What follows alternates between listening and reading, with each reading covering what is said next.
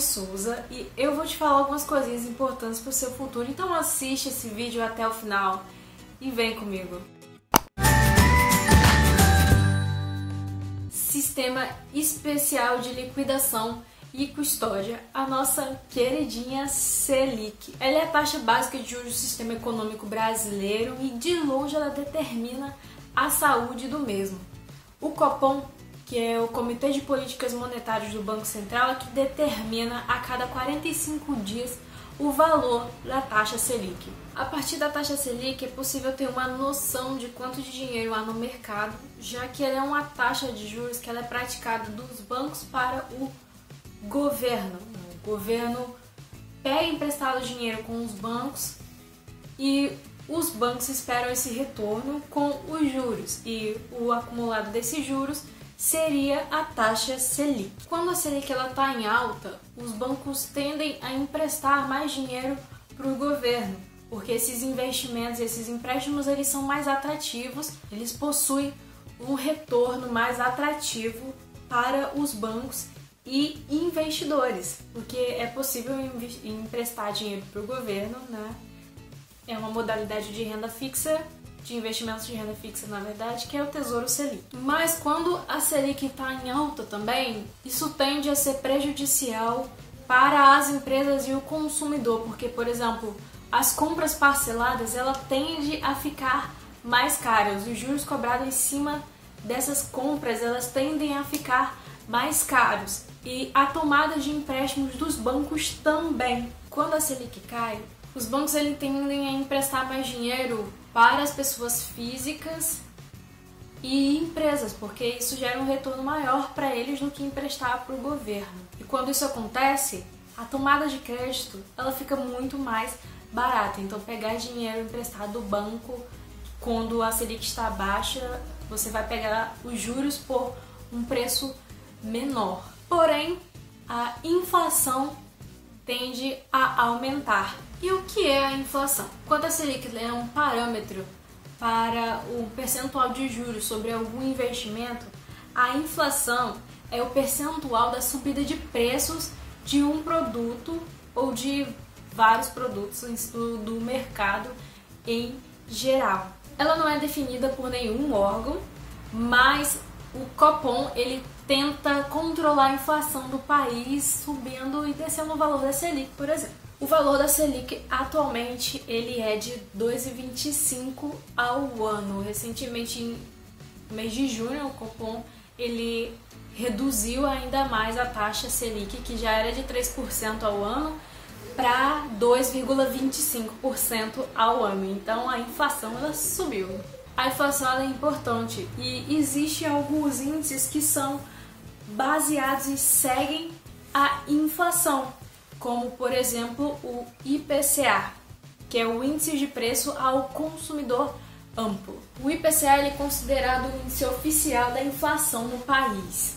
Ele foi criado com o objetivo de mostrar a variação dos preços de alguns produtos para o consumidor. Ele é medido mensalmente pelo IBGE e ele pode dar um panorama de como a inflação está influenciando no valor de alguns produtos. O caso mais recente que a gente tem de mostrar como a inflação influencia na procura por produtos e na demanda de produtos foi o álcool em gel, em que no começo da pandemia, quando saiu as diretrizes básicas para a higiene e os cuidados com o coronavírus, para prevenir o coronavírus, o álcool em gel ele saiu de R$6 um vidrinho para R$23 e você não encontrava em lugar nenhum. Isso mostra, por exemplo, como exemplo, o quanto a inflação ela influencia nos preços de alguns produtos. O valor previsto para o IPCA esse ano, que ainda não saiu, mas ele está previsto por valor de 4,4% ao ano. A última taxa de referência que eu vou falar para vocês agora é um também conhecido da gente, que é o CDI, que é o Certificado de Depósito Interbancário. Eles são títulos emitidos por instituições financeiras, ou seja, bancos para instituições financeiras. Então ele é uma taxa que ele é praticada de bancos para bancos. Isso acontece porque existe uma norma no Banco Central em que o banco ele tem que fechar o dia no positivo, ele tem que fechar o caixa dele no positivo. E quando acontece de algum banco não conseguir fazer isso, ele pede emprestado para um outro banco um valor para fechar o caixa no positivo e é cobrado uns juros em cima desses empréstimos. E os juros que são cobrados são o DI desse empréstimo. E o acumulado anual é o que a gente conhece por CDI. O valor do CDI para esse ano está previsto como 1,75% ao ano de rendimento. Essas taxas e esses índices são utilizados como referência para investimentos de renda fixa, principalmente.